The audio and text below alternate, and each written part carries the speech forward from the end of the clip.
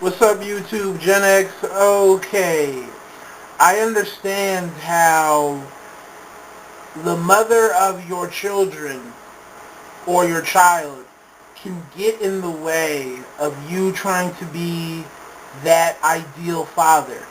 She can definitely put a big wrench in what you're trying to accomplish and get done and the relationship that you're trying to build. But for me, I do have a problem when you have men that will say, I'm not in my kid's life because the baby mama got in the way. I think it's bullshit. And I think you have men that can do more, but they don't want to involve a third party. Or you have men, I don't want to say and or, because I think these are two groups of men. Or you have your men that are just flat out deadbeats, and they will use the sort of, yeah, the baby mama's on bullshit to not be there. But in this video, I'm focusing more so on the men who, for the most part, do want to be there to a certain degree or capacity, but tap out because the mother isn't playing ball. Now, as you guys know, I am a product of divorce. Um, but my parents' divorce, I guess, is somewhat different. They got divorced after 20 so odd years of being married, which is different. It wasn't one of those, we got married and a year or two after we got divorced. No, my parents pretty much got divorced late in the game. Um, and it was very difficult for me because I was around the age of 15 to 17. So I understood what was going on completely. And I didn't need, mommy to sit me down and tell me, okay, this is what's going on. And I didn't need my father to come sit me down and tell me, it's not your fault, this is what's going on. I understood at an adult level. Um, so with that being said, I, I paid close attention to what was going on during that period. And I was able to see the shit that my mother was doing wrong, or the areas that my mother, I would say, was at fault. And I was able to see the areas where my father was at fault. Because I really do feel like both people were the victims and the villains, to be real with you. In terms of where I am now and looking back at the situation, it's almost like a wash. Typically you can label one person as the victim and the other one as the villain, but here it's almost 50-50. Now, um, when my parents first split, they got separated. They didn't get divorced. They got separated, and my parents pretty much had an agreement in terms of how they would deal with parenting and supporting pretty much us, myself and my siblings.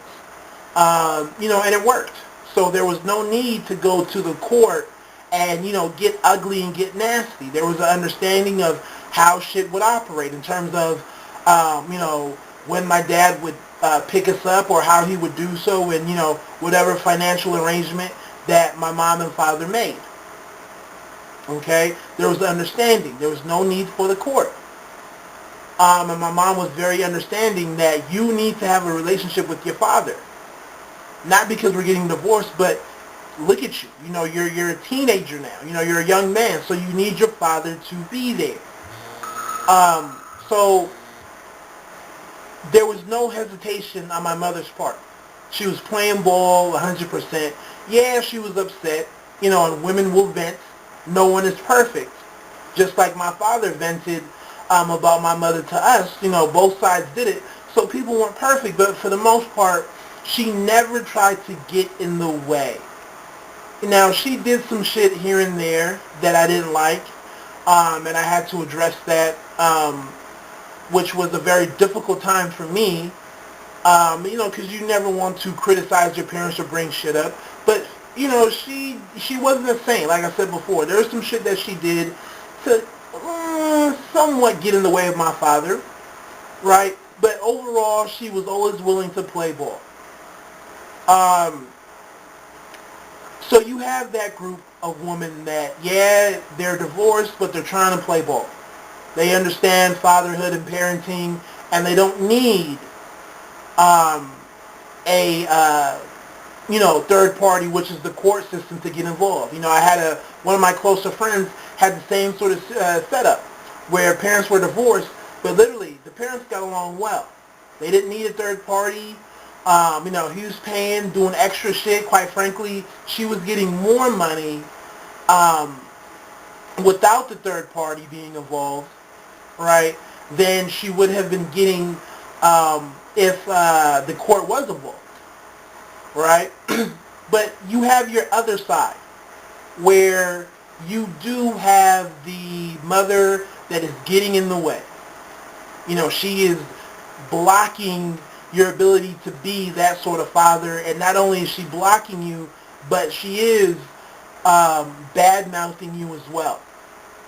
I have my uncle is a product of this, and the child in question was my cousin. Now,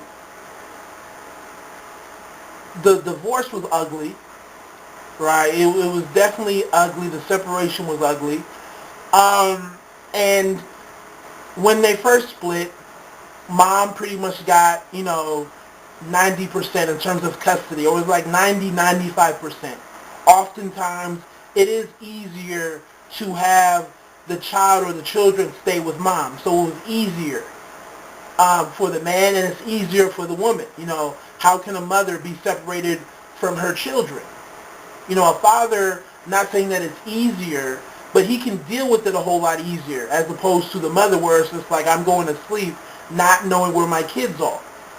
I can't hug my kids and kiss them in the morning and, say have a good day at school.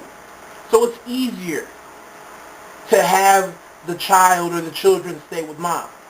So what happened was they had the arrangement. Mind you, my uncle's doing well, right? So, she was getting good money to take care of the child and for herself. Once again, more money than she would have been getting if they went through the court, but she was hating. When my uncle wanted to pick her up and, take her out, or hey, come spend the week with me or go on a trip with me, she would get in the way. Right? She didn't want the daughter to go off with her dad and the new girlfriend or whatnot. So she would definitely get in the way. Which was very annoying. And not only was she getting in the way, but she was bad-mouthing my uncle, which was very hurtful to him because he actually cared. He wasn't one of those, well-off men that, buy their children's love with money. No, he was there. He was active in terms of, being a father. So that really hurt him, right? But she continued to get in the way. Now, at this point, you have men that will say, well, fuck it. She's getting in the way. She's stopping me from doing what I'm doing. I'm just going to X out. I'm just going to not be involved at all. It is what it is. Let her take me to court and get whatever she wants to get. Or, let bygones be bygones. It is what it is. That's where I have a problem. This is where I have a problem. The whole sort of let me abandon my child because mom gets in the way, I think that's bullshit. You have a child. That child bears your last name. That is your legacy. And to say that you're not going to have a part in that child's life because the mom's in the way, that's bullshit. And I say it's bullshit because you do have some sort of legal recourse.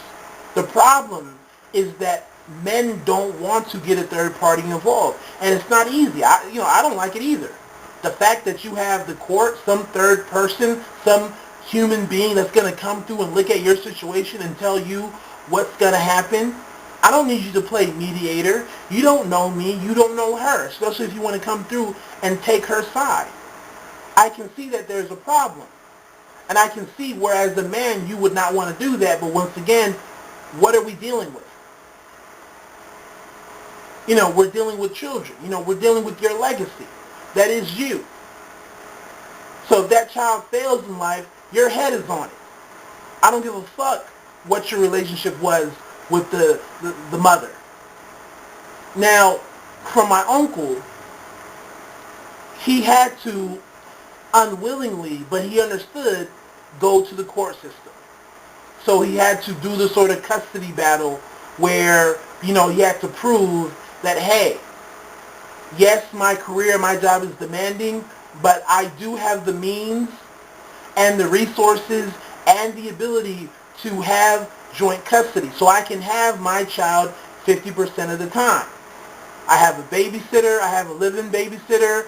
I have, here's my work schedule. So I do have the ability and the means to have my child 50% of the time. And this is what he had to do. Like I said, this wasn't something that he wanted to do.